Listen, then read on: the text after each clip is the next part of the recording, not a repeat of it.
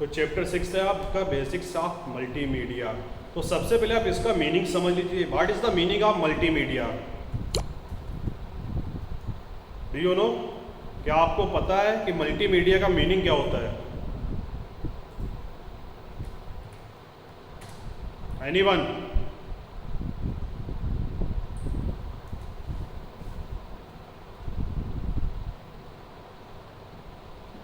जो आपका वर्ड है मल्टीमीडिया, ये टू वर्ड्स को कंबाइन करके बनाया गया है।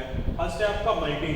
मल्टी मीन्स होता है मैनी, और सेकेंड है media, means many types of media, और we can say different types of media. जब डिफरेंट टाइप्स ऑफ मीडिया को हम एक साथ कंबाइंड करते हैं तो हमारा बन जाता है मल्टीमीडिया। अगर हम कुछ टाइम पहले की बात करें तो आपके घर पे जो मोबाइल फ़ोन्स होते थे, नोकिया 1208, ठीक है, इस टाइप के मोबाइल फ़ोन्स, नोकिया 1100, तो बिल्कुल सिंपल मोबाइल फ़ोन होते थे। हम क्या बोलते थे? ये सिंपल मोबाइल फ़ोन है। इसके कुछ टाइम के बाद हमारे न्यू मोबाइल फ़ोन्स आने लगे, तो हम क्या कहने लगे कि ये मल्टीमीडिया मोबाइल फ़ोन्स है। हम मल्टीमीडिया मोबाइल फ़ोन्स उनको क्यों बताने लगे? क्योंकि जो हमारे स्टार्टिंग में मोबाइल्स आए थे उसमें हम ओनली कॉल कर सकते थे और SMS कर सकते थे, शॉर्ट मैसेजिंग सर्विस, जो 128 लेटर्स तक ही हम टाइप कर सकते थे। उसके बाद इसका स्टोरेज बढ़ता गया तो हमारी लेटर्स की कैपेसिटी भी बढ़ती गई। सबसे पहले हमारे मोबाइल में ऑडियो आ गया स्पीकर्स के साथ कि हम ऑडियो सुन सकते हैं। कुछ टाइम के बाद वीडियो भी आ गया। उसके बाद में हमारे मोबाइल फ़ोन्स में कैमरा आ गया, तो हमारा मोबाइल फुल्ली मल्टीमीडिया हो गया, ठीक है। और उसके बाद कुछ रह गई थी कसर, तो वो इंटरनेट आ गया। इंटरनेट आने के साथ में मल्टीमीडिया पूरी तरह से आपका कंप्लीट हो गया। तो मल्टीमीडिया होता है कि डिफरेंट टाइप्स ऑफ मीडिया। तो इसमें किस टाइप की मीडिया आपकी आती है? सबसे पहले आता है आपका text, text document, audio, video, images, animation, ठीक है। Text, audio, video, images and animation. Text से आपका डॉक्यूमेंट क्रिएट होता है, ऑडियो और टेक्स्ट को आप जब इमेजेस को मिक्स कर देते हैं तो आपका वीडियो बन जाता है। जब आप इमेजेस, ऑडियो, वीडियो तीनों को मिक्स कर देते हैं तो आपका एनिमेशन तैयार हो जाता है, ठीक है। तो मल्टीमीडिया क्या होता है, समझ में आ गया बेटा? Yes sir. Good. Yes sir. इसको रट्टा लगाने पे ध्यान मत देना। Multimedia means different types of media, उसके नेम से ही क्लियर हो जाता है, तो समझने का कोशिश कीजिए।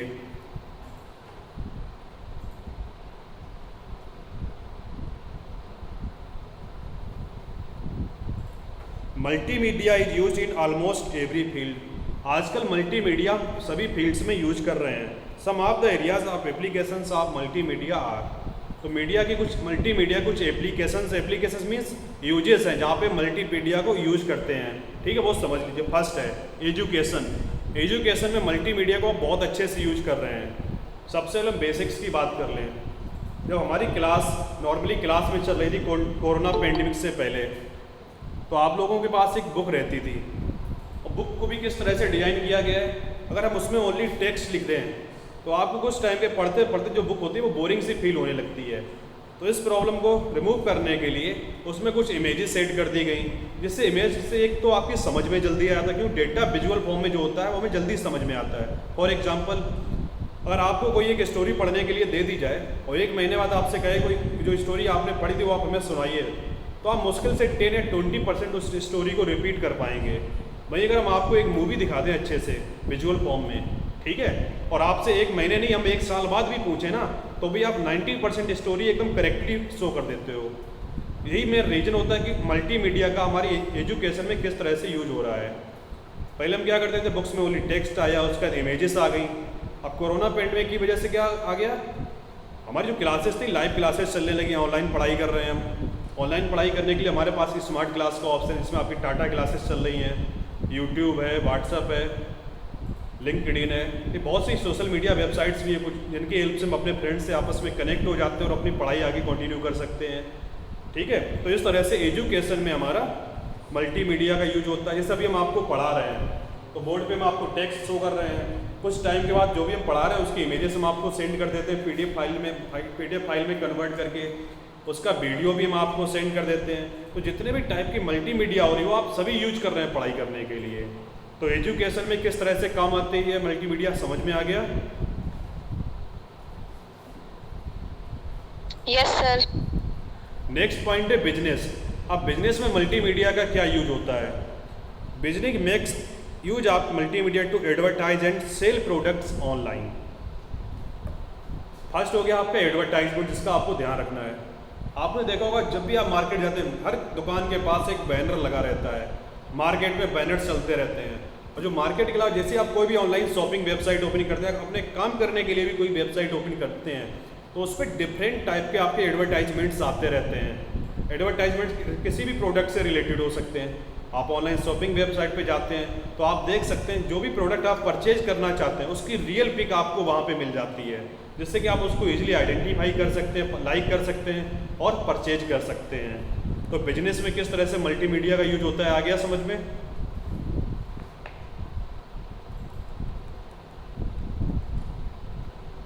सर दोबारा बता दीजिए। इतना अच्छा एग्जाम्पल दिया फिर भी, चलिए फिर से समझ लीजिए।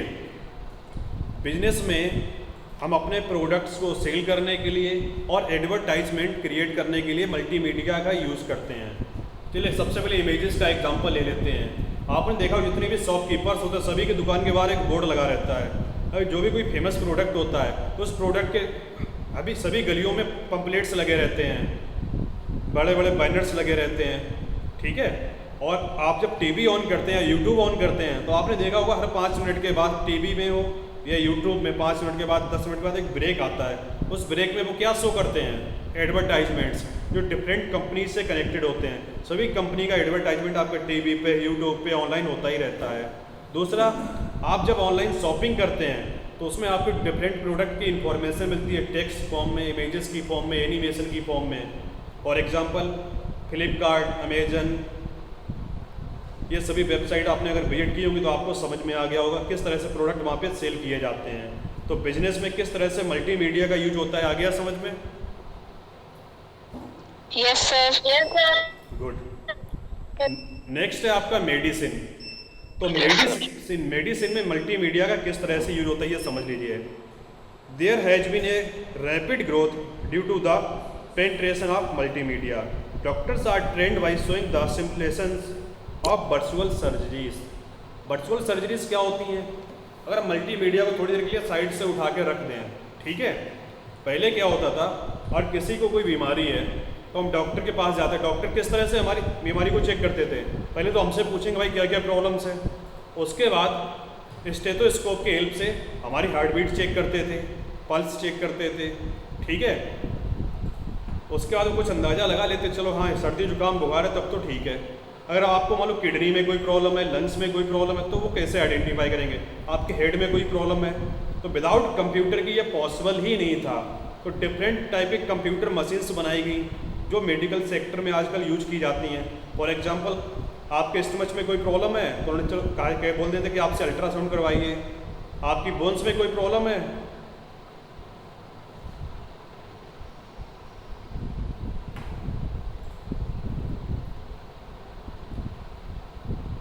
आपकी कोई बोन्स में कोई प्रॉब्लम आ रही है तो आपसे बोलते हैं आप एक्सरा करवाइए। पूरी बॉडी में कोई आपकी प्रॉब्लम आ रही है तो बोलते हैं सीटी स्कैन करवाइए, एमआरआई करवाइए। और इनके जो आउटपुट आते हैं, रिजल्ट आते हैं, वो भी आप देख सकते हैं इमेजेस की फॉर्म में आते हैं। एक प्रॉपरली रिपोर्ट प्रिंट होकर आती है जो इमेजेस की फॉर्म में होती है।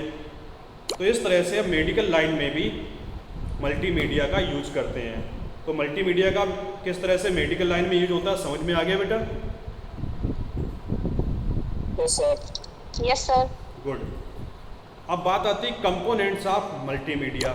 मल्टीमीडिया के कंपोनेंट्स क्या क्या होते हैं जो हम आपको पहले एक्सप्लेन कर चुके हैं। टेक्स्ट, ग्राफिक्स और इमेजेस। और इमेजेस भी आपकी डिफरेंट टाइप्स की होती हैं, उसको बाद में एक्सप्लेन करेंगे। ऑडियो, वीडियो, एनिमेशन, ठीक है। यही सभी आपके कंपोनेंट्स होते हैं मल्टीमीडिया के। तो सबसे पहले हम बात करते हैं टेक्स्ट। टेक्स्ट क्या होता है? Text is undoubtedly the most basic component of multimedia. Text multimedia का सबसे बेसिक कंपोनेंट होता है। It provides headlines, subtitles, contents and so on. किसी भी टॉपिक के बारे में टेक्स्ट की हेल्प से हमें हेडलाइन मिलती है, कंटेंट मिलता है और उसके सब टाइटल्स मिल जाते हैं। अगर मान लो हमारे सामने कोई इमेज दी थी, आपने देखा होगा जब भी आप अल्ट्रासाउंड करवाने जाते हैं तो अल्ट्रासाउंड जो भी इमेजेस होती हैं वो साइड से चिपका देता है, साथ में एक रिपोर्ट के लिए आपको एक पेपर पेस्ट करके देता है। टेक्स्ट फॉर्म में सभी रिजल्ट्स आपके वहाँ पे लिखे होते हैं, जिससे अगर कोई पढ़ा लिखा डॉक्टर के पास तो डॉक्टर तो बता ही देगा, और थोड़ा एजुकेटेड कोई है तो अपनी रिपोर्ट्स खुद भी पढ़ सकता है और उसको समझ में आ जाता है कि इसमें क्या क्या प्रॉब्लम्स आ रही हैं। ठीक है, तो टेक्स्ट समझ में आ गया किस तरह से मल्टीमीडिया में यूज होता है। Yes sir. नेक्स्ट है आपका ग्राफिक्स और इमेजेस। एक ग्राफिक्स और image is still a photo और picture that is taken with the help of a capturing device like a camera. Image क्या होती है या पिक्चर जो कैमरे से या कोई दूसरी कैप्चरिंग डिवाइस, कैमरे की जगह पर आप वेब कैम वगैरह यूज़ कर सकते हैं, जिससे आप अपनी इमेज को कैप्चर कर लेते हैं। आप अपनी इमेज कैप्चर कर सकते हैं, किसी प्रोडक्ट की इमेज कैप्चर कर सकते हैं, इसको बोलते हैं ग्राफिक्स और इमेजेस। अब इमेजेस को 2 कैटेगरी में डिवाइड किया गया है। फर्स्ट है आपका बिटमैप, सेकेंड है वेक्टर। तो बिटमैप इमेज क्या होती है इसको समझ लीजिए। Bitmap image is the image that is made up of small squares. Bitmap image are also known as raster images. तो बिटमैप इमेजेस होती हैं ये स्मॉल स्क्वायर्स को आपस में कंबाइंड करके बनाई जाती हैं।